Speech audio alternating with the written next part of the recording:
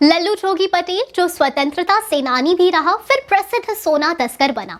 बखिया बंधु और हाजी मस्तान के साथ काम करने वाला लल्लू जोगी एक समय दाऊद इब्राहिम का भी चेला हुआ करता था।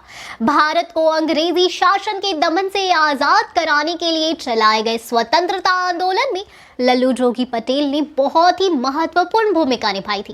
ये 1505 से 1961 तक का सफर था। फिर 70 के दशक में उसने सोना तस्करी के लिए कुख्यात बखिया बंधुओं का गैंग ज्वाइन कर लिया। बखिया बंधु का गुजरात के समुद्री तट पर सोने की तस्करी का विशाल नेटवर्क था।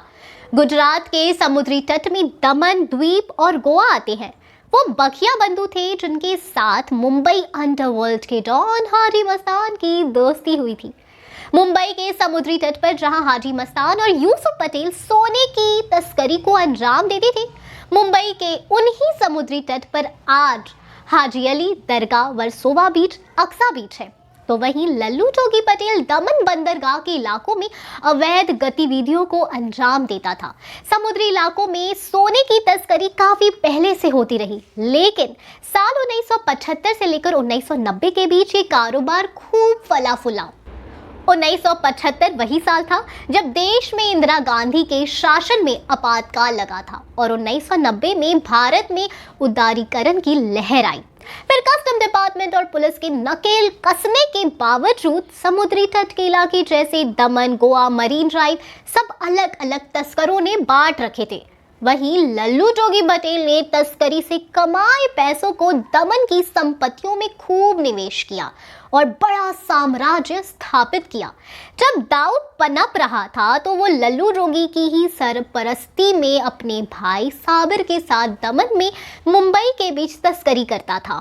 दमन के इलाकों में कई सालों तक सोने की तस्करी में कुख्यात रहे जोगी का पतन शुरू हुआ तो वो संभाल नहीं पाया। पहले लल्लू जोगी का तस्करी से नाता टूटा और फिर वो कई बीमारियों की चपेट में आ गया। इसके बाद साल 2007 में जोगी के बड़े बेटे दिलीप ने डिप्रेशन के चलते आत्महत्या कर ली थी। बड़े बेटे की मौत के बाद जोगी का दूसरा बेटा संदीप, जो कि अमेरिका में सॉफ्टवेयर इंजीनियर था, वो भारत वापस लौट आया। इसी बीच लल्लू जोगी पटेल ने 70 के दशक में दमन के तट पर तस्करी का माल उतारने के लिए इस्तेमाल में आने वाली करीब 200 एकड़ जमीन बेच दी थी।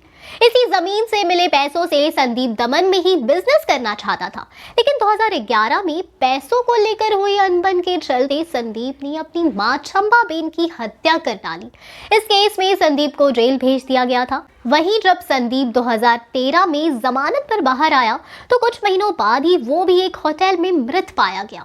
संदीप की पत्नी और एक बेटा पहले ही उससे अलग रहते थे। अपने अंतिम समय में लल्लू जोगी अपनी बेटी कुंदन और उसके पति हसमुख के पास रहा और कई सालों तक बीमारी की वजह से बिस्तर पर पड़ा रहा।